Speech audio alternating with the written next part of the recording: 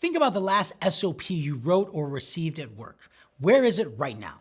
It's probably in a SharePoint folder, a wiki, the bottom of a Slack thread, or in some training folder that no one's seen, and it probably hasn't even been updated in months. And does your team actually follow it? Be honest, this is a safe space. If the honest answer is sort of, or only sometimes, you're not alone. Most SOPs get written and then ignored. Not because the people who wrote them didn't try, but because the format makes them impossible to actually use. In this video, I'm going to show you the format that changes that. Here's the problem with how most SOPs are written.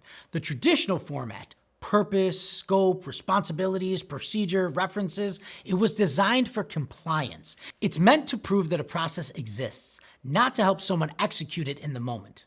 So when a new employee needs to run a process for the first time and they pull up the SOP, they end up seeing 4 paragraphs of text they don't care about. And then they scroll down and find the steps buried halfway through, written in a passive voice. It says something like, the request form should be submitted, instead of click submit on the request form. No screenshots, no decision points, just text. And so what do? They close the SOP and ask a coworker instead. The format is working against the goal. You want a document that enables execution. You got a document that proves the process was documented. So what does an SOP need to actually get followed? It needs 5 critical elements. Element 1, a clear trigger. When exactly should someone use this SOP? Not when processing approvals, but when you receive an approval request in ServiceNow and the requester is from outside the US. Make it specific so they know immediately whether this document is for them right now. Element 2, numbered steps in an active voice. Not complete the form and submit it to the appropriate team. Instead, step 1, open the request form in ServiceNow. Step 2, enter the requester's department code in field 3A. Step 3, click submit. Every step is one concrete action, no interpretation required. Element 3, decision points should be flagged explicitly. For example, if the amount is over $10,000, go to step 7. If it's under $10,000, continue to step 4. There's no ambiguity, no assumptions. The person running the process should never have to guess which path is theirs.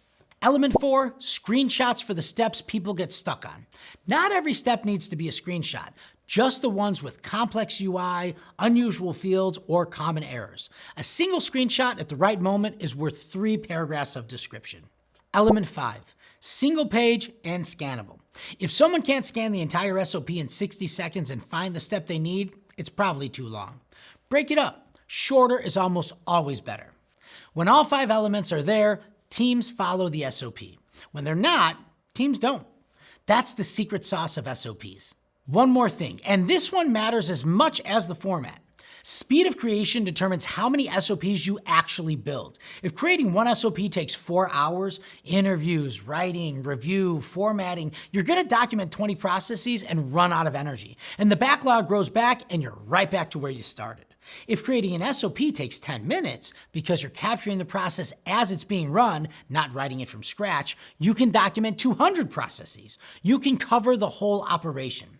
The fastest way to hit all 5 elements without starting from zero, capture the process as your best performer runs it. Every click, every step, auto-generated. Then format and review.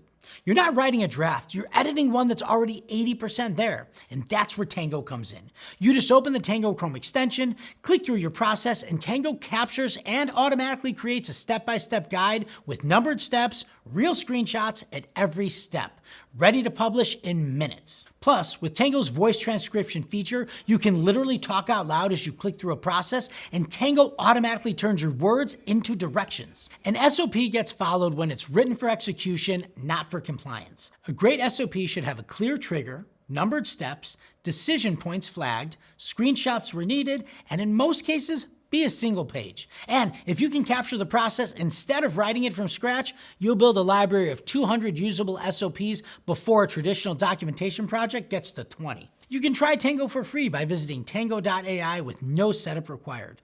Be sure to subscribe to our channel for more. I'm Mark, let's Tango.